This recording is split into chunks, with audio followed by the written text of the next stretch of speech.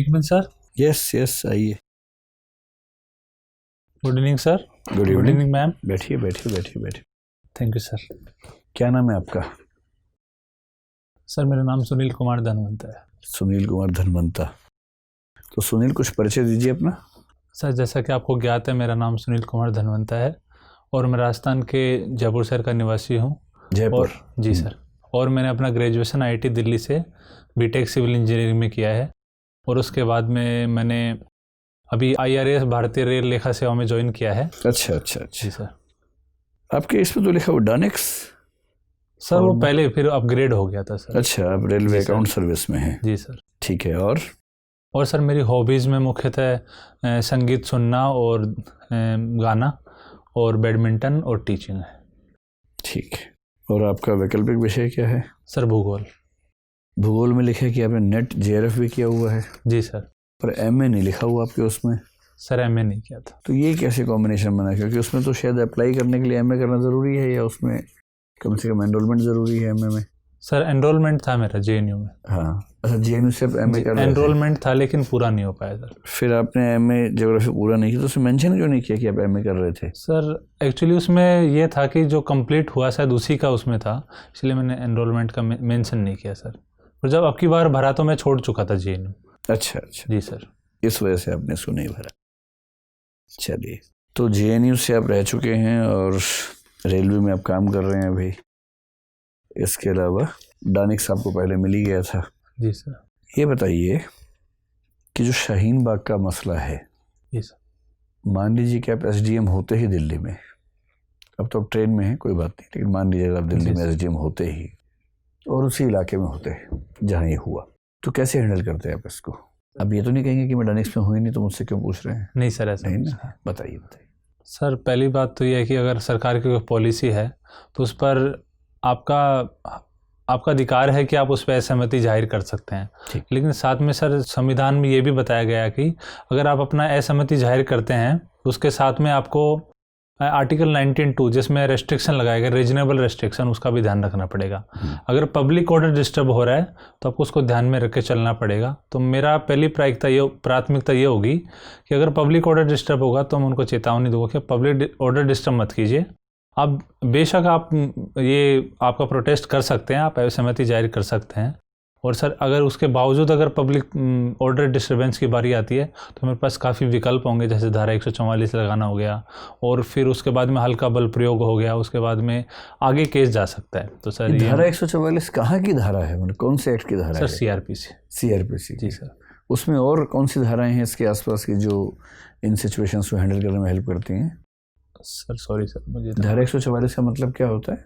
Sir उसका मतलब ये होता है कि अगर पब्लिक में 3 से ज़्यादा लोग का इकट्ठा होना अलाउड नहीं होता बिना अनुमति के। और ये धारा लगाने की अनुमति किसको होती है? SDM को? सर SDM को, जो मतलब एडमिनिस्ट्रेशन के लोग हैं, लॉ ऑर्डर वाले, उनके पास से। सर कई जगह जो कमिश्नरेट सिस्टम होता है वहाँ पे पुलिस वालों को, लेकिन अदरवाइज SDM के पास। जी सर। तो दिल्ली में तो कमिश्नरेट सिस्टम है, तो सर दिल्ली में मुझे लगता है फिर DCP के पास हो सकती है। DCP के पास होगी ना? ठीक है, परफेक्ट। आप IRAS में हैं और रेलवे तो अभी खुद ही खतरनाक स्थिति में चली गई है। रेलवे की सारी नौकरियां मिला के मर्ज करके एक नौकरी बना दी है। जी सर। तो इससे आप लोग उत्साहित हैं या आप डरे हुए हैं कि हमारा क्या होगा? सर जो डिसीजन लिया गया था वो कई मुद्दों के परिप्रेक्ष्य में लिया गया था। पहला जो सबसे बड़ा मुद्दा है वो डिपार्टमेंटलिज्म का है। पहले जैसे इस डिसीजन के पहले विचार किया जाता था कि जब कोई इशू आ जाता था, कोई एक्सीडेंट का इशू है, तो सब लोग अपने डिपार्टमेंट को बचाने में लग जाते थे। अगर इंजीनियरिंग वाला है तो अपने डिपार्टमेंट को बचाएगा, अगर सिविल सर्विसेज वाले, ट्रैफिक वाला है तो अपने डिपार्टमेंट को बचाएगा। इसलिए एक दूसरे पर दोषारोपण करते थे। उससे डिपार्टमेंटलिज्म बढ़ने की वजह से रेलवे को काफ़ी घाटा हो रहा था। और अंदर अब लेकिन मैनेज कैसे करेंगे? अगर सब लोग एक ही सर्विस में होंगे तो फिर जो डिवीज़न है वो कैसे होगा? सर इसमें अभी मॉडलिटीज़ हैं, इनको तय किया जा रहा है, लेकिन जो प्राथमिक जो चीज़ें निकल के आ रही है वो ये हैं कि एक सर्विस के थ्रू लिया जाएगा। जो IRMS है उसके एग्ज़ाम UPSC करवाएगा, लेकिन उसके बाद में कुछ लोगों को स्पेशलाइजेशन है उनके थ्रू भी आपको लिया जाएगा। कुछ आपको पहले आपसे भरवा लिया जाएगा ऑप्शन कि आप किस चीज़ में स्पेशलाइजेशन रखते हैं। सिविल इंजीनियरिंग हो गया, मैकेनिकल हो गया, कुछ जनरल इश्यूज़ में मैनेजमेंट के इश्यूज़ हैं उनमें रखते होंगे, डिपार्टमेंट में, तो उनसे पहले भरवा लिया जाएगा। फिर उसके अनुसार आगे सर्विस उनको तय की जाएगी और उनका जो पोस्टिंग है, तो सर्विस में आगे प्रमोशन है, उसके बेसिस पे उनको दिया जाएगा। फिर तो बात वही हो जाएगी सर। मतलब इंडियन रेलवे अकाउंट सर्विस कहने की बजाय जी sir Indian railway management service accounts कह देंगे, तो उससे क्या फ़र्क पड़ेगा? सर इसमें एक बात ये भी निकल के आ रही है कि अधिकारियों का कोई ट्रैफिक में है तो अगली बार पोस्टिंग उसकी अकाउंट्स में हो सकती है। अच्छा। तो सर डिपार्टमेंटलिज्म इससे ख़त्म थोड़ा कम होने के चांस हैं। IRAS को अलग सर्विस क्यों रखते हैं? ICAS और IDAS के साथ क्यों नहीं मर्ज कर देते? अब अकाउंट्स ही देखने हैं, सरकार के ही देखने हैं। जी सर। तो सिविल अकाउंट्स बाकी मिनिस्ट्रीज को देखे, रेलवे अकाउंट्स सिर्फ रेलवे को देखे, डिफेंस अकाउंट्स केवल डिफेंस को देखे, ऐसी क्या ज़रूरत है? सर ऑडिट अकाउंट्स तो समझ में आता अलग है, उसका ऑडिट का काम है, लेकिन आप सबका तो एक ही काम है, फिर क्यों अलग रखते हैं? जी सर इसका मुझे एग्जैक्ट तर्क तो मालूम नहीं है, लेकिन जितना मुझे ज्ञात है उसके आधार पर मैं ये बताना चाहता हूँ कि पहले रेलवे डिपार्टमेंट एक बहुत बड़ा डिपार्टमेंट हुआ करता था। जैसे पहले रेलवे की भागीदारी बहुत ज़्यादा हुआ करती थी, तो इस वजह से उसके लेखा जोखों को संभालने के लिए एक अलग सेवा बनाई गई थी। लेकिन आजकल है कि रेलवे का जो हिस्सेदारी है गवर्नमेंट में, वो धीरे धीरे घटता जा रहा है, प्राइवेटाइजेशन आ रहा है। तो सर इसकी वजह से एक ये आगे कदम हो सकता है कि अकाउंट्स को मर्ज कर दिया जाए। तो सर ये मेरा मानना है। रेलवे की प्रॉफिटेबिलिटी बढ़ाने के लिए 2-3 मौलिक सुझाव दीजिए, एकदम मौलिक, जो कभी सुने ना हो हमने। सर सबसे बड़ा मैं बोलना चाहूँगा जो डेडिकेटेड फ्रेट कॉरिडोर है उसको जल्दी से जल्दी शुरू किया जाए, ताकि जो रेलवे का 35% जो बर्डन है वो अलग से शिफ्ट हो जाएगा। उसकी वजह से पैसेंजर ट्रेन लेट भी नहीं होगी और साथ में टिकट्स ऑन डिमांड की जो संभावना है वो एक रियलिटी बन सकेगी। साथ में जो रेलवे की जो भूमि है जो बहुत सारे अनयूज पड़ी हुई है और अंडर यूटिलाइजेशन के थ्रू गुजर रही है, तो उसको यूटिलाइज किया जा सकता है। मैंने 1-2 एग्जांपल देखे। जब मैं केरला के ट्रैक पे था तो वहाँ पे मैंने देखा जो केरला कोची स्टेशन है वहाँ पे कॉमर्शियल स्पेस काफ़ी अवेलेबल कराया गया है। कुछ अच्छे होटल्स वहाँ पे खोल दिए गए, रेस्टोरेंट हैं वहाँ पे, अच्छी सुविधाएं जो रेस्तरां की सुविधाएं हैं, ये काफ़ी अच्छी सुविधाएं वहाँ पे प्रदान की गई हैं। तो उनसे रेलवे को काफ़ी रेवेन्यू हो सकता है। तो ये सर कुछ 2 कदम हो गए। और तीसरा ये है कि जो हम क्रॉस सब्सिडाइजेशन कर रहे हैं रेलवे में, उसको थोड़ा कम करने की ज़रूरत है सर। JNU के बारे में बड़ा सुनते हैं कि देशद्रोही विश्वविद्यालय है, टुकड़े टुकड़े गैंग वहाँ काम करता है और वहाँ का प्रेसिडेंट कहता है कि देश को तोड़ देंगे, अफजल गुरु की याद में नारे लगाएंगे। कि आपको नहीं लगता कि ऐसी स्थितियों को देखते हुए इसको बंद कर देना चाहिए? सर ऐसे मुद्दे सामने आए हैं। जैसे 2016 में इवेंट हुआ था, उसके बाद में काफ़ी इस पर विरोध प्रदर्शन हुआ था, काफ़ी सरकार में बातें भी आई हैं, पब्लिक में आई हैं, लेकिन अभी तक ऐसा कुछ सिद्ध नहीं हुआ कि वहाँ पे नारे लगे हों। और मेरा ये मानना है कि सर अगर किसी ने देश के खिलाफ बात किया है तो उस पर प्रॉपर चार्जेस लगा के उनका प्रोसिक्यूशन होना चाहिए। लेकिन सर JNU में आपको याद दिलाना चाहता हूँ कि स्वतंत्रता के बाद में जब से इसकी स्थापना हुई है। कब हुई थी? सर 1969 में। ठीक है। तो उसके बाद में JNU ने सर देश के विकास में काफ़ी योगदान दिया। यहाँ पे पॉलिटिशियन यहाँ से निकलते हैं, बड़े बड़े ब्यूरोक्रेट्स हैं। आज भी अगर सरकारी विभागों में देखें तो JNU का काफ़ी योगदान है वहाँ पे। तो सर एक आधार पर, एक छोटे से आधार पर कि 2 से 3 लोग 4 लोग वहाँ पे नारे लगा दिए, गलत एक्टिविटीज़ कर रहे हैं, तो यूनिवर्सिटी को सर इसके आधार पर बंद नहीं किया जा सकता। किसी विश्वविद्यालय का योगदान ऐसे नाप सकते हैं कि वहाँ से नेता और ब्यूरोक्रेट्स निकले हैं? वो तो कहीं से भी निकल जाते। अगर वैज्ञानिक निकलते अंतर्राष्ट्रीय ख्याति के, नोबेल प्राइज़ मिला होता, नोबेल प्राइज़ भी मिला है सर, बड़ा काम किया है। IAS तो कहीं से भी निकल सकते हैं, इससे क्या फ़र्क पड़ता है? सर मैं आपको और भी अचीवमेंट गिनाना चाहता हूँ JNU की सबसे अच्छी 3 बातें बताइए जो बाकी विश्वविद्यालयों में नहीं मिलती हैं। सरकारी बात मत कीजिए, जो अपने एक्सपीरियंस के बारे है कि वो बताइए। सर एक तो JNU का जो क्वालिटी ऑफ टीचिंग है सर, वहाँ के प्रोफेसर काफ़ी क्वालिफाइड होते हैं और इंडिया के one of the best teachers होते हैं सर वहाँ पे अवेलेबल होते हैं। साथ में सर वहाँ का इंफ्रास्ट्रक्चर बहुत अच्छा है। तो लैब्स में आपको, जैसे मैं ज्योग्राफी में था तो मैंने 6 महीने 1 साल के लिए एक्सपीरियंस किया था। वहाँ पे जो मशीनें हैं, वहाँ पे जो सॉफ्टवेयर्स हैं, वहाँ पे मैप्स हैं, बहुत उत्तम क्वालिटी के अवेलेबल होते हैं। तीसरा सर, और साथ में सर वहाँ का माहौल रहने का, वहाँ पे सहयोग का माहौल पाया जाता है। अगर आप जूनियर सीनियर है, वहाँ पे ऐसा कोई भेदभाव नहीं होता। हर जूनियर्स की बिल्कुल हेल्प की जाती है, हर मामले में सीनियर आके हेल्प करते हैं। सर वहाँ की लाइब्रेरी बहुत अच्छी है, लाइब्रेरी में जाके आप पढ़ सकते हो। इतनी सारी सुविधाएं और उसके बाद रहने के लिए 10 रुपये महीने किराया, और किराया बढ़ाया तो उसके बाद लोगों ने विद्रोह कर दिया।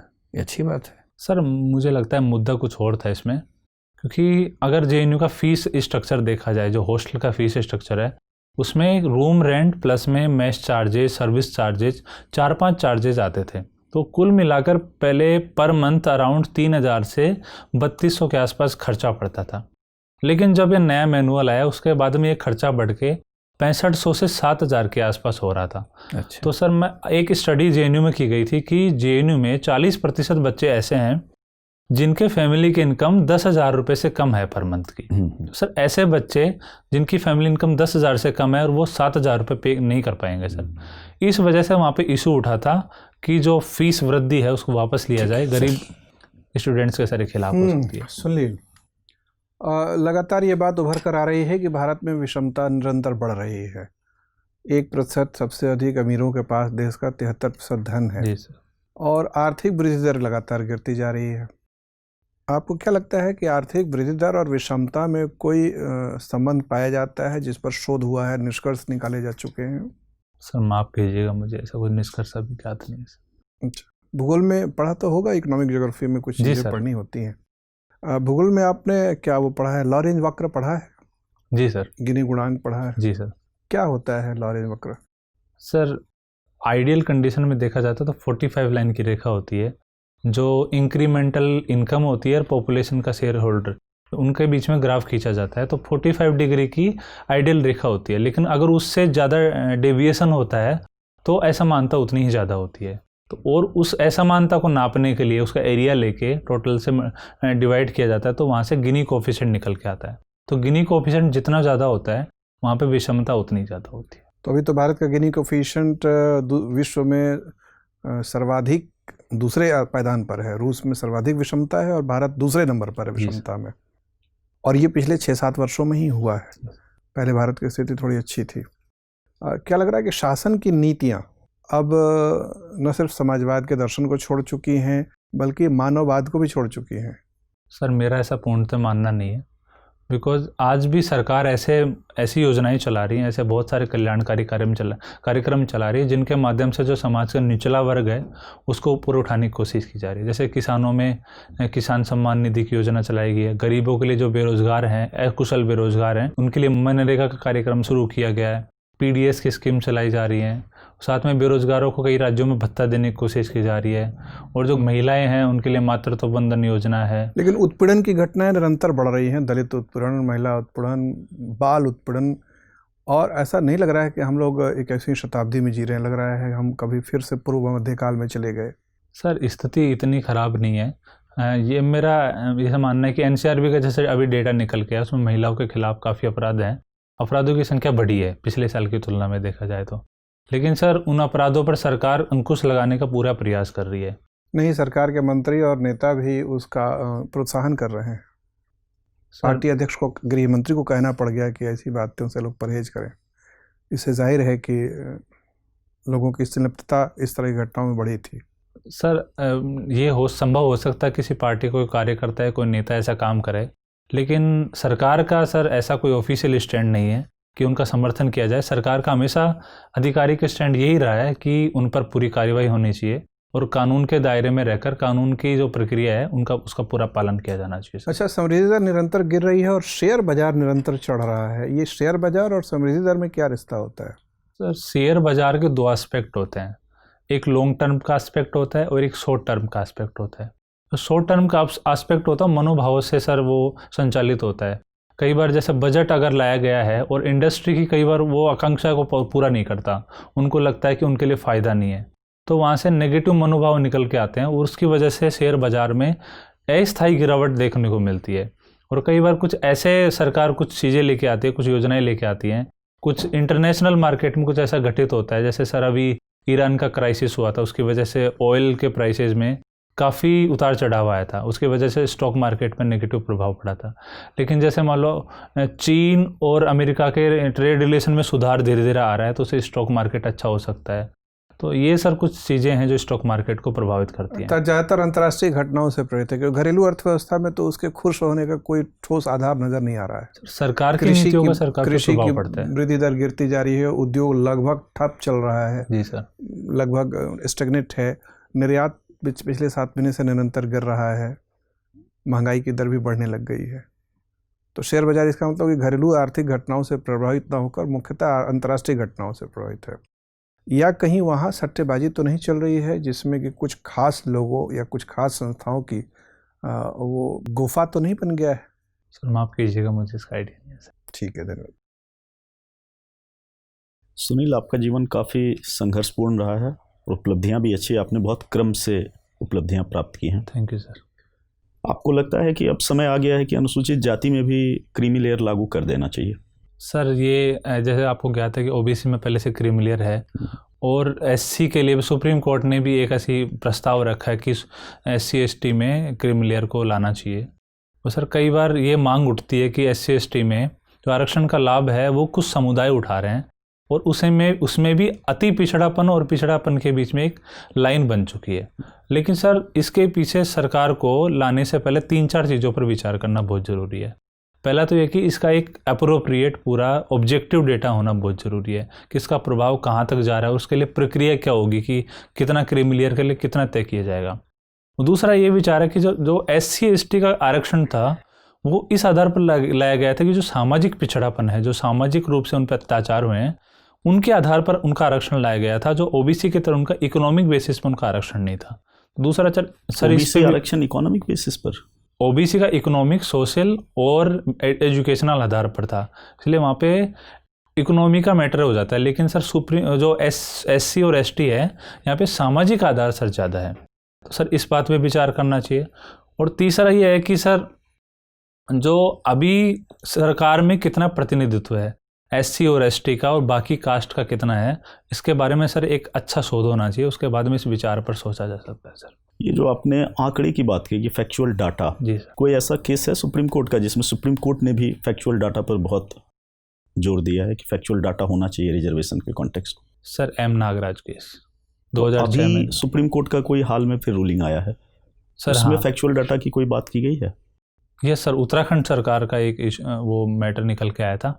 जो उत्तराखंड सरकार में सिविल इंजीनियरिंग के जेईएन की पोस्ट पे प्रमोशन में आरक्षण था, उस पे सर सुप्रीम कोर्ट का रूलिंग आया है, जो उत्तराखंड हाई कोर्ट के खिलाफ रूलिंग है उसका। फिर से फैक्चुअल डाटा की बात कर रहे हैं? यस। अच्छा, अभी एक एक्ट काफ़ी विवाद में रहा था और फिर कुछ दिन पहले आपने देखा रूलिंग भी आया है, उसको अपहेल्ड करता है अनुसूचित जाति जनजाति वो prevention of atrocities schedule caste and schedule tribes act. उसमें क्या बदलाव किए गए थे मोदी सरकार के द्वारा जिसके कारण वो मामला सुप्रीम कोर्ट तक गया था, क्योंकि एक्ट बहुत पुराना है 1989 का? Yes sir. सर हाल ही में 2016-17 में एक सरकार के द्वारा उसमें संशोधन किया गया था, अपराधों की संख्या बढ़ाई गई थी। 16-17 में? सर एग्जैक्ट श्योर हैं आप? 16 में सर। श्योर हैं? सॉरी सर, श्योर नहीं हूँ सर। 15 में किया गया? जी सर, 15 में उसमें अपराधों की संख्या बढ़ाई गई थी। कितनी बढ़ाई गई थी सर? एग्जैक्ट मुझे याद नहीं है सर। और साथ में जो दंड की प्रवृत्ति है उसको भी सर कठोर बनाने की कोशिश की थी, लेकिन सर बाद में सुप्रीम दंड की प्रवृत्ति को कठोर बनाना? जी सर, दंड की मात्रा की जो कारावास की अवधि है वो बढ़ाया जाए और कठोरता को बढ़ाया जाए। तो सर सुप्रीम कोर्ट में एक केस गया था कि जो झूठे केसेज है उसके आधार पर लोगों को ब्लैकमेल किया जाता है, उनका शोषण किया जाता है। तो इस आधार पर सुप्रीम कोर्ट ने बोला था कि एंटीसिपेटरी बेल्स है उनको प्रोवाइड किया जाना चाहिए, और जांच के लिए जो डीएसपी लेवल का अधिकारी है वो प्रिलिमिनरी जांच करेगा, उसके बाद में ही केस को आगे बढ़ाया जाना चाहिए। तो सर ये कुछ इश्यूज आए थे, उसके बाद में सर पूरे देश भर में आंदोलन शुरू हो गए थे, और सरकार ने SC ST के हितों को देखते हुए, क्योंकि सर SC ST पे जो अत्याचार है उनकी संख्या धीरे धीरे बढ़ती जा रही है, और सर काफ़ी इश्यूज थे, इसको देखते हुए सरकार ने संशोधन किया इसमें, जिसको सर कोर्ट ने अभी ठहराया। उसमें एंटीसिपेटरी बेल को नकार दिया गया जो अपना मूल एक्ट था 1989 का, इसमें एंटीसिपेटरी बिल की मनाही की गई थी, वो पार्लियामेंट ने किया था। उसके पीछे क्या सोच थी? क्योंकि एंटीसिपेटरी बिल ना देना फ्रीडम के खिलाफ जाता है भाई, दोष जब तक प्रमाणित ना हो, तो क्या सोचकर वो प्रावधान किया गया था? सर इसका मूलतः तत्काल गिरफ्तारी का 2 प्रावधान। जी सर, इसका मूलतः कारण ये था कि जो SC ST समुदाय है उन पे अत्याचारों की जो प्रवृत्ति है वो काफ़ी कठोर होती है। सर कई केसेज में तो उनकी मृत्यु तक हो जाती है, उनको लिंच तक कर दिया जाता है। और सर इसकी गंभीरता को देखते हुए कई ऐसा मामले निकल के आए थे कि समाज में कुछ ऐसे असामाजिक तत्व होते हैं जो अपने रसूख का फ़ायदा उठा के और वहाँ से एंटीसिपेटरी बेल ले लेते हैं, और उनके जो सबूत होते हैं जो SC ST के लोगों के, उनको मिटाने की कोशिश करते हैं, उन पर दबाव डालने की कोशिश करते हैं। तो इस बात को रोकने के लिए एंटीसिपेटरी बेल को मनाही की गई थी सर उसमें। अच्छा, अभी एक कार्यक्रम की काफ़ी चर्चा हो रही है, केम छो ट्रंप, जी सर। ट्रंप आने वाले हैं, क्या है ये? सर जैसे पहले अमेरिका में जो प्रधानमंत्री मोदी जी हैं उनका पहले प्रोग्राम हुआ था हाउडी मोदी, तो उसी के बेसिस पे ट्रंप के स्वागत के लिए वो यहाँ पे लोग को एड्रेस कर सके, उसके लिए केम छो ट्रम्प जो गुजराती होता है उसमें केम छो का मतलब होता है हाउ आर यू, तो उसी आधार पर सर कार्यक्रम का आयोजन इसके लिए आईआर में कोई टर्म यूज किया जाता है इस तरह की डिप्लोमेसी के लिए? Sir soft diplomacy. Soft diplomacy या सॉफ्ट पावर तो अलग चीज़ है। सॉफ्ट पावर सर, पावर अलग चीज़ है। और कोई डिप्लोमेसी भी है जो इसको डील करती है? पब्लिक डिप्लोमेसी के बारे में आपने सुना है? सॉरी सर मैंने नहीं सुना। सुनील मैम, आप राजस्थान से आते हैं। जी। राजस्थान में कुछ साल पहले ग्वार की खेती पे बहुत ज़ोर था और फिर देखा गया कि कुछ दिक्कतें आई किसानों को उस खेती से। क्या मसला था, क्यों एकदम से उछाल आया था, क्यों लोग ग्वार की खेती करने लगे थे और अब क्या दिक्कत है? मैम जो ग्वार का है वो जो बियर बनाने में जो शराब के कारखाने होते हैं उसमें ग्वार को एक कच्चा माल के रूप में उपयोग किया जाता है। मैम वहाँ से डिमांड बढ़ी थी, इसकी वजह से काफ़ी जगह ग्वार की खेती। बियर की वजह से डिमांड बढ़ी थी या एक्सपोर्ट में यहाँ पे कुछ रोल था ग्वार का? मैम मुझे पूरा आइडिया नहीं है। शेल गैस से लिंक कर सकते हैं आप? Yes ma'am. ठीक है, बताइए। यस मैम, जो सेल गैस का एक्सट्रैक्शन होता है वहाँ पे कुछ ग्वार का यूज़ होता है, मुझे इतना आइडिया मैम थोड़ा। तो फिर वापस से मंदी क्यों आई है ग्वार की तरफ, अब इतना रुझान क्यों नहीं है किसानों का? मैम मुझे आइडिया नहीं है, सॉरी। चलिए कोई बात नहीं। अच्छा, ये देखा गया कि जो ईस्टर्न राजस्थान है वहाँ पे खेती अच्छी होती है और ज़मीन उपजाऊ है। वेस्टर्न राजस्थान है वहाँ पे ज़्यादातर ज़मीन जो है वो रेगिस्तानी है, लेकिन जो इंडस्ट्रीज़ हैं वो भी अलवर, भरतपुर, जयपुर इस एरिया में ज़्यादा हैं जहाँ पे ज़मीन उपजाऊ है। आपको नहीं लगता कि जहाँ पे ज़मीन की पैदावार उतनी अच्छी नहीं है, इंडस्ट्रीज़ को वहाँ होना चाहिए और जहाँ पे ज़मीन अच्छी है वहाँ पे एग्रीकल्चर पे ध्यान देना चाहिए? ये एक ही तरफ क्यों हम हर चीज़ डेवलप किए जा रहे हैं और दूसरी तरफ इतना पिछड़ापन है? मैम मुझे जैसा अभी ज्ञात है जो वेस्टर्न साइड है उनका भी काफ़ी विकास किया जा रहा है। जोधपुर में है, वहाँ पे अभी IITs खोली जा रही है, इंडस्ट्रीज़ वहाँ पे आ रही हैं धीरे धीरे, और बाड़मेर में तो रिफाइनरी का प्रोजेक्ट भी लगाया गया है। और जो western side main industrial hub जो है वो ईस्टर्न राजस्थान को ही माना जाता है। लेकिन मैम अब डिसेंट्रलाइजेशन हो रहा है, वेस्टर्न साइड में भी इंडस्ट्रीज काफ़ी जा रही है, और उसका मेन रीज़न जो ईस्टर्न साइड में है वो काफ़ी इंडस्ट्री ऐसी है जिनका कच्चा माल की आवश्यकता होती है, वो आसपास के क्षेत्रों से वो लोग लेते हैं। लेकिन वेस्टर्न साइड में ना तो खनिजों की मात्रा ज़्यादा पाई जाती है और ना ही कच्चा माल जो कृषि का कच्चा माल होता है वहाँ पे होता है। इस वजह से, और जो इंडस्ट्री जो की स्थापना होती है, ज्योग्राफी में कॉन्सेप्ट होता है लोकलाइजेशन ऑफ द इंडस्ट्री। उसका कॉन्सेप्ट ये बोलता है कि अगर कच्चा माल है तो उसके आसपास ही इंडस्ट्री को स्थापित किया जाना चाहिए, तो उसके आधार पर वहाँ पे इंडस्ट्री को स्थापित किया जा रहा है। ठीक है, मैं आपका डैफ देख रही थी और वहाँ पे मैंने देखा कि आपके पोस्टल एड्रेस में SC/ST न्यू SC/ST कॉलोनी का जिक्र है। हम रूरल एरियाज़ में तो देखते हैं कि इस तरह का बंटवारा होता है रहने के स्थान में कि कास्ट के हिसाब से लोग अलग अलग जगह रह रहे होते हैं। अर्बन एरियाज़ में इस तरह का घेटोस बनना, ये क्या खुद जो समुदाय है वो खुद चूज़ करता है कि हमें इकट्ठा रहना चाहिए क्योंकि उनका शोषण होता है बाहर जाने में, या जो बाकी सवर्ण हैं वो जानबूझ के उन्हें दूर रखते हैं? क्या है मतलब अर्बन एरियाज़ में इतना कास्ट के लिए लिविंग हैबिटेट डिसाइड करना कास्ट बेसिस पे थोड़ी अजीब बात है। मैम जैसा मैंने महसूस किया, अर्बन एरियाज़ में इतना डिस्क्रिमिनेशन नहीं होता और वहाँ पे मिक्स कल्चर आजकल पाया जाता है। लेकिन और ये भी मेरा मानना है कि कोई भी व्यक्ति है ख़राब एनवायरनमेंट में जानबूझकर नहीं रहना चाहता, लेकिन कई बार मजबूरी बस उनके पास ज़मीन नहीं होती, ज़मीन के प्राइस इतना हाई होते हैं कि वहाँ पे ज़मीन नहीं खरीद सकते, लेकिन उनको रोज़गार वहाँ पे उपलब्ध रहता है तो वहाँ पे रहना भी होता है। साथ में दूसरा इशू ये भी आता है कि वहाँ पे रेंट होता है वो काफ़ी हाई होता है, इसलिए वो रेंट पे मकान लेके भी नहीं रह सकते। इस वजह से जो सरकारी ज़मीन खाली पड़ी रह सकती है, जो नाले के पास की ज़मीन होती है वो लोग उनको एक्वायर कर लेते हैं और वहाँ पे रहने लगते हैं, जिसके वहाँ पे सुविधाएं होती काफ़ी ख़राब होती हैं। तो सरकारी ज़मीन पे अगर रह रहे हैं तो ये तो अतिक्रमण का मामला हुआ। जी मैम ये अतिक्रमण का नहीं है, यहाँ पे कॉन्फ्लिक्ट का इशू मैं बोलूँगा, बिकॉज उनकी मजबूरी है, वो जानबूझ कर नहीं रहे, उनके पास वैकल्पिक ज़मीन की उपलब्धता नहीं है, वो रोज़गार के लिए वहाँ पे आए। और साथ में सरकार जो है उनकी ये संपत्ति का अतिक्रमण भी है, लेकिन सरकार कई जगह पॉलिसी लेके आ रही है कि जो अतिक्रमण है ये लोग कर रहे हैं, तो इनकी मानवता के नज़रिए से देखकर इनको या तो ज़मीन अलॉट की जाए, इनको हाउसिंग फैसिलिटी प्रदान की जाए। जैसे कई इशूज़ पे, जैसे प्रधानमंत्री आवास योजना, उसमें एक घटक है झुग्गी की जगह वहाँ पे मकान उनको प्रोवाइड किया जा रहा है, रिहेबिलिटेशन वहाँ का किया जा रहा है।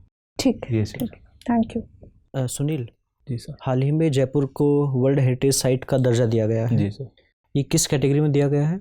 सर सॉरी सर, मैं समझा नहीं आपका सवाल। मैं ये कहना चाह रहा हूँ कि कुछ कैटेगरीज होती हैं शहरों को, जैसे वाराणसी को नहीं दिया गया है, जयपुर को दिया गया है। कोई पर्टिकुलर कैटेगरी आप बता पाएंगे जिस कैटेगरी में जयपुर को नामित किया गया हो? सर मुझे एग्जैक्ट याद नहीं। अच्छा कोई बात नहीं, आप मुझे ये बताइए, एक मैं सिचुएशन दे रहा हूँ आपको कि अज्यूम कीजिए कि अभी हम 100 साल पहले भारत में होते हैं, तो अभी क्या माहौल होता भारत का? सर जैसे मैं महसूस कर पा रहा हूँ, एक तो सर वहाँ पे अंग्रेज़ों का शासन होता। एग्जैक्ट बताइए, आपने पढ़ा है, इतिहास पढ़ा है? सर 1920 के माहौल की बात जैसे कर रहे हैं। अंग्रेज़ों का शासन था, असहयोग आंदोलन उस टाइम पे चल रहा था, असहयोग और खिलाफत आंदोलन। साथ में किसान आंदोलन भी वहाँ से शुरू हो चुके थे, और जो दलितों के उद्धार के लिए योजनाएं हैं, जो दलित उद्धार आंदोलन है, वो भी सर शुरू हो चुके थे। साथ में सर महिलाओं के उद्धार के आंदोलन भी थे। और राजनीतिक हलचल कैसी थी? समझा नहीं मैं सवाल। अच्छा कोई बात नहीं। अच्छा मुझे ये बताइए कि आपने एक टर्म पढ़ी होगी वुहान स्पिरिट अंतर्राष्ट्रीय संबंधों के हिसाब में, वो क्या है? सर भारत और चाइना के डोकलाम के बाद में भारत चाइना के संबंध सर काफ़ी निचले स्तर तक जा चुके थे।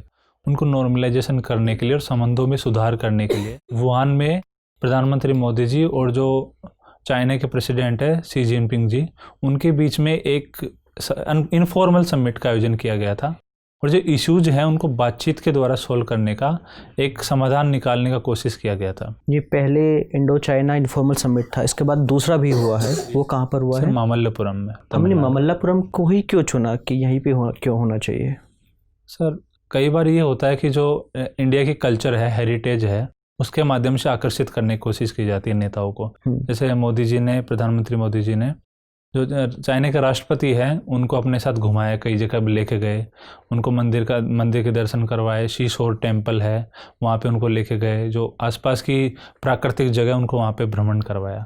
मामल्लपुरम में कौन से शासकों का साम्राज्य था, कौन सी डायनेस्टी थी? सर चोल, पल्लवास। कोई बात नहीं, राइट सर, थैंक यू। कोई बात नहीं। अच्छा मुझे बस एक चीज़ बताइए कि भारत के स्टैंड को आप कैसे देखते हैं RCEP के संदर्भ में? सर RCEP का जो बातचीत थी वो काफ़ी सालों से चल रही थी, 2012 से 2010 के आसपास शुरू हुई थी। उसके बाद में जब अब बात निकल के आ रही थी, सबसे बड़ा इशू था वो चाइना का इशू था, डंपिंग का जो इशू था कि चाइना एक बड़ी स्केल पे इकोनॉमिक स्केल पर उत्पादन करता है और कम दाम में वो डंपिंग करता है भारत में। इसकी वजह से जो भारत के डोमेस्टिक इंडस्ट्रीज़ हैं वो ख़त्म होते जा रहे थे। लेकिन अखबारों में तो ऐसा आ रहा था कि जो इंडियन फार्मर्स लॉबीज थी उनके प्रेशर में आके इंडियन गवर्नमेंट ने ये स्टैंड लिया है।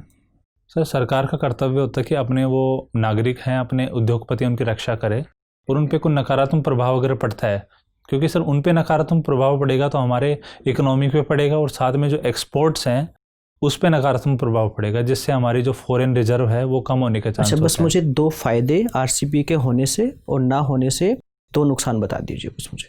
RCEP के होने से पहला फ़ायदा तो ये था कि हमको एक बहुत बड़ा मार्केट मिलता, जहाँ पे हम अपनी चीज़ें बेच सकते थे और वहाँ से टेक्नोलॉजी हम प्राप्त कर सकते थे, पहले ये था। और दूसरा कनेक्टिविटी का, इसमें सर बहुत बड़ा फ़ायदा मिलता है इंडिया को, कि इंडिया की कनेक्टिविटी जापान तक होती, आसियान देशों से होती, जिससे हमारे नॉर्थ ईस्ट के जो राज्य है उनका एक अच्छे से डेवलपमेंट हो पाता। तो 2 लाभ इसके हैं। और हानि की बात करें तो पहला सर डंपिंग का इशू, चाइना का इशू था, और साथ में सर दूसरा इशू, अगर सर कनेक्टिविटी ज़्यादा होती है, दूसरा इशू ये भी हो सकता है। सर मुझे दूसरा इशू भी याद नहीं आ पा रहा सर, सॉरी सर। सुनील ये बताओ, आप बैडमिंटन खेलते हैं ना? जी सर। आमतौर पर बैडमिंटन ऐसा खेल है जिसमें व्यक्ति की हाइट ज़्यादा होने से उससे सफ़र होने की संभावना बढ़ती है ना? जैसे आप भारत की जो लड़कियां इस समय इंटरनेशनल में खेल रही हैं उनमें भी देखेंगे कि हाइट एक बड़ा इशू है, चाहे PV सिंधु हो चाहे साइना नेहवाल हो। चाइना की तो हाइट एवरेज बहुत कम रहती है सर। उसके बाद भी क्या वजह है कि चाइना इस गेम में पूरी दुनिया पर रूल करता है? सर हाइट एक फैक्टर नहीं होता जो प्रभावित करता है। कई बार मुझे लगता है हाइट होता है, जिसकी वजह से आपको स्मैश वगैरह लगाने में काफ़ी हेल्प मिलती है। स्मैश भी और कोर्ट कवर करने कोर्ट कवर करने में आपके सुविधा रहती है। अगर हाइट ज़्यादा तो पैरों की सर चौड़ाई आप ज़्यादा कर सकते हो और कूद फान ज़्यादा हो सकती है। लेकिन चाइना में जो कल्चर है, वहाँ के जो स्पोर्ट्स का जो स्पिरिट है, वहाँ से शुरुआत से लेकर जो डेवलपमेंट होता है, चाइना की जो स्पोर्ट्स पे जितना ध्यान दिया जाता है वो सर उनके लिए काफ़ी इंपॉर्टेंट। उनकी जो ट्रेनिंग होती है वो इंटेंसिव ट्रेनिंग उनसे कराई जाती है। ट्रेनिंग से क्या होगा, अमेरिका के पास इतना पैसा है, इतनी ट्रेनिंग होती है। अभी क्रिकेट में नेपाल के खिलाफ उन्होंने 35 रन में पूरी टीम आउट हो गई अमेरिका की। दुनिया का आज तक का लोवेस्ट स्कोर बनाया उन्होंने। केवल सुविधाओं से क्या होगा। बास्केटबॉल में अमेरिका की टीम जो मैजिक टीम कहलाती थी, उसका एक बड़ा कारण हाइट था सब लोगों की। जी सर, उस हाइट का बेनिफिट था। तो ये बहुत ही मतलब विरोधी सी बात लगती है कि जिस गेम में हाइट का महत्व ज़्यादा है उस गेम में चाइना टॉप पे रहता है लगातार। तो केवल आप इसको कल्चर ऑफ स्पोर्ट्स मानेंगे, कुछ और भी फैक्टर इसके पीछे है? सर मैंने जैसा अभी महसूस किया था, तो इंडियन जो प्लेयर्स हैं वो चाइना को सर चुनौती दे रहे हैं आज के दौर में। जैसे जैसे इंडिया की चीज़ें बढ़ती जा रही, इंडिया में जो बैडमिंटन का कल्चर है, आजकल बैडमिंटन को निजी क्षेत्र में जो लीग IPL के तौर पर भी सर आयोजित करने की कोशिश की जा रही है। और साथ में सर जो ओलंपिक पोडियम स्कीम है, बहुत सारी स्कीम ऐसे ली जा रही है। खेलो इंडिया अभियान है, उसके थ्रू से शुरुआत से उनमें खेलों की स्पिरिट डेवलप की जा रही है। उस वजह से सर मुझे उम्मीद है कि हम चाइना को टक्कर दे पाएंगे और चाइना के लेवल की फैसिलिटीज़ और हमारा जो मोटिवेशन है उसके लेकर हम चाइना को सर, मुझे लगता है साइना नेहवाल है, PV सिंधु है, इन्होंने सर हारा है उनको, चाइनीज़ को। तो सर फ्यूचर में कर सकते हैं सर उनके बाद साथ को हम। बैडमिंटन की गेम को लेकर क्या कुछ इथिकल मॉरल इश्यूज भी हैं? सर अगर खेल नैतिकता की बात करें तो इश्यू तो सर हर खेल में होते हैं। नहीं, उसकी बात मैं नहीं कर रहा हूँ, स्पोर्ट्स एथिक्स की बात नहीं कर रहे हैं। क्या इस गेम में अपने आप पे कुछ ऐसा है जो इमोरल है? जी सर अभी इशू उठा था कि जो बैडमिंटन के जो शटल कॉक होता है उसको बनाने के लिए जो फेदर्स होते हैं, पंख होते हैं, वो बतखों के पंख होते हैं, उनको मारा जाता है। कई जगह इशू उठा था कि पश्चिम बंगाल साइड में एक जगह ऐसी जगह है जहाँ पे बतखों को मासिव लेवल पे मारा जाता है और उनके पंखों से वो शटल कॉक बनाया जाता है। सर ये एनिमल जो है उनके खिलाफ अत्याचार है और ये हमारी नैतिकता के खिलाफ हो सकता है। क्या समाधान है इसका? सर इसका सिंथेटिक मटेरियल यूज़ किया जा सकता है सर इसके लिए। अभी कुछ प्रयास हुए इस मामले में? सर अभी जो योनेक्स है, जो जापानीज कंपनी है, वो सर इस मामले में सर काफ़ी प्रयास कर रही है सर। आप भूगोल के विद्यार्थी रहे हैं और आपका बॉलीवुड सॉन्ग सुनना शौक है। जी सर। मुझे ऐसे 5 गाने बताइए जिनमें बॉलीवुड के सॉन्ग हो और भूगोल से उनका लिंक बनता हो। जैसे हवाओं के बारे में हो, बरसात के बारे में हो, ज्वार भाटा के बारे में हो। सर एक तो है वो हवा के साथ साथ घटा के संग संग, ठीक है। एक है नीले नीले अंबर से, सागर जैसी आंखों वाली। और सर मेरा भूगोल का काफ़ी योगदान आता है गानों में भी। जी सर, भूगोल को हमेशा हवाओं को, चांद को, पृथ्वी को सर काफ़ी गानों में सर लिरिक्स में शामिल किया जाता है सर। चलिए आखिरी सवाल बताइए, अब तक के जीवन के आपके सबसे अच्छे 5 मोमेंट्स कौन से हैं? सर मेरे जो सबसे अहम पल है मेरी लाइफ का वो है मेरे 10th का रिजल्ट। जब मेरी परसेंटेज बनी थी, मैंने आसपास के क्षेत्र में टॉप किया था, वो मेरा पल एक बिल्कुल बदलने वाला मोमेंट था मेरी लाइफ को। एक पल वो है। उसके बाद मेरे IIT में सिलेक्शन हुआ, उसके बाद में जब मेरा UPSC में सिलेक्शन हुआ, सर अभी तो यही पल है। और ख़ासकर जब मेरी फैमिली अचीव करती है, क्योंकि मैं सबसे घर में सबसे बड़ा हूँ और फैमिली मेरे छोटे भाई हैं, वो कुछ अचीव करते तो मुझे काफ़ी खुशी होती है। जब मेरा छोटा भाई जब उनका मेडिकल में सिलेक्शन हुआ था तो मुझे सर मेरे सिलेक्शन से ज़्यादा खुशी हुई थी सर। ये मेरे लिए काफ़ी अच्छे मोमेंट थे। ऐसे 5 लोग जिनका आपके जीवन में सबसे ज़्यादा योगदान रहा हो? सर सबसे पहले तो मेरे माता पिता और फैमिली, उसके बाद में जो मेरे मोटिवेटर्स रहे, टीचर्स, उनका योगदान बहुत काफ़ी रहा है। एक मेरे स्कूल के टीचर हैं जिन्होंने, जब मेरे घर पे लाइट नहीं थी 10th क्लास में, तो उन्होंने मुझे अपने घर पे रखा 3-4 महीने तक एग्ज़ाम के पहले। तो उनको सर मैं बहुत योगदान मानता हूँ अपनी लाइफ में। और साथ में जो मेरे JEE की कोचिंग थी, उनके डायरेक्टर जिन्होंने मुझे फ्री में पढ़ाया सर, तो उनका योगदान है। साथ में जो मैं प्रेरणा जिनसे ग्रहण करता हूँ, अब्दुल कलाम हैं, BR अम्बेडकर हैं, विवेकानंद हैं, तो सर इनका मैं काफ़ी योगदान मानता हूँ मेरी लाइफ। ठीक है सुनील, बहुत अच्छा लगा आपसे बात करके। क्या आप कुछ पूछना चाहेंगे हमसे? सर अभी तो नहीं सर। ठीक, जा सकते हैं। Thank you sir. Thank you ma'am. Thank you.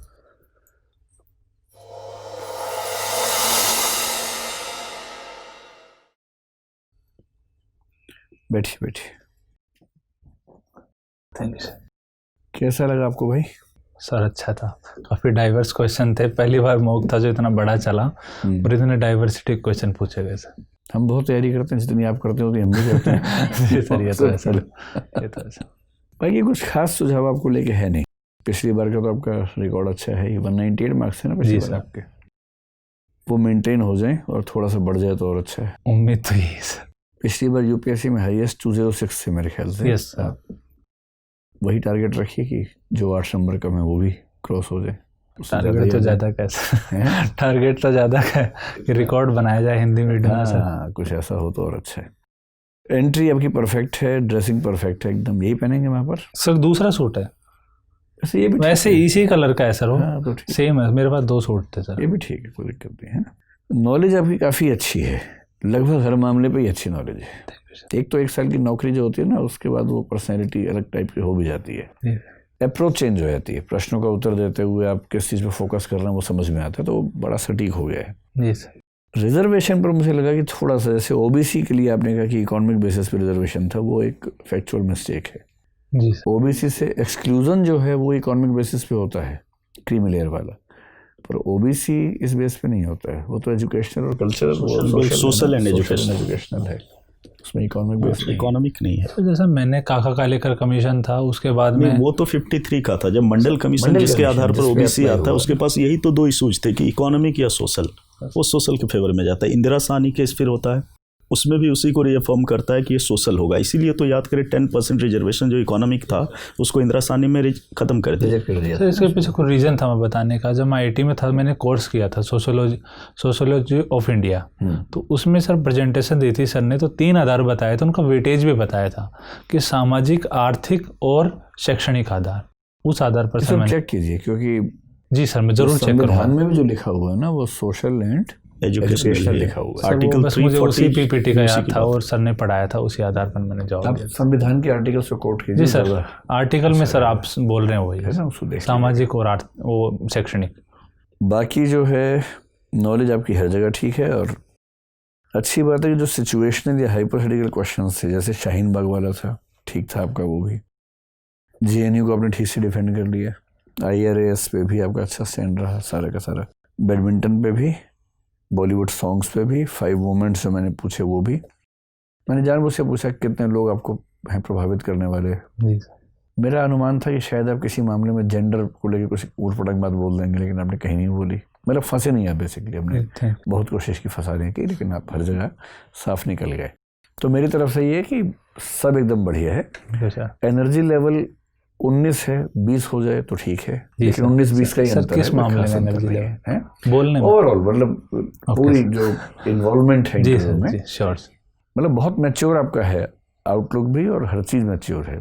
तो मैच्योरिटी जैसे जैसे बढ़ती है ना, वैसे वैसे लाइवलीनेस कम हो जाती है। जी सर जी। तो अगर लाइवलीनेस थोड़ी सी हल्की सी बढ़ जाए 19-20 के अंतर में तो और अच्छा। सर एक सुबह से सर थके हुए हैं सर, ट्रैवल है उसके बाद में सर, वही फैक्टर रहा होगा। सर आप कुछ नहीं, बस ठीक है, फर्स्ट क्लास है, बहुत बढ़िया, परफेक्ट है, ऑल द बेस्ट। और इस बार रिकॉर्ड तोड़ के आओ। Sure sir. पिछली बार क्यों आपका रैंक पीछे रह गया भाई? सर GS 1 में मार्क्स 65 और बाकी GS पूरा कितना था सर? GS 325, काफ़ी कम रह गया बहुत सर। GS ऐसे 137 ठीक है, और ऑप्शनल 265 कम था। तो ऑप्शनल और GS ये 2 नुकसान हुआ आपको बेसिकली। इस साल ठीक हुआ है? इस साल अच्छा हुआ है सर, खासकर ऐसे का और एथिक्स का पेपर मेरा काफ़ी अच्छा हुआ है। और बाकी GS में इसलिए नहीं बोल पा रहा बिकॉज उसमें सवाल ऐसे आए थे, बोलने का होता है, डगमगाने वाले सवाल थे। और ऑप्शनल का सेकंड पेपर आउट बहुत अच्छा हुआ है सर मेरा। फर्स्ट पेपर में 2 सवाल में जो सर हमेशा ज्योग्राफी में 2 सवाल ऐसे होते हैं जिनमें अटक जाते हैं लोग, वो सर गड़बड़ हुआ है, बाकी सब ठीक है। इंटरव्यू में खींच लो बाकी सारा का सारा सर, वो कमी पूरा करने की कोशिश यहीं से है सर। बढ़िया, all the best. Thank you sir, thank you so much.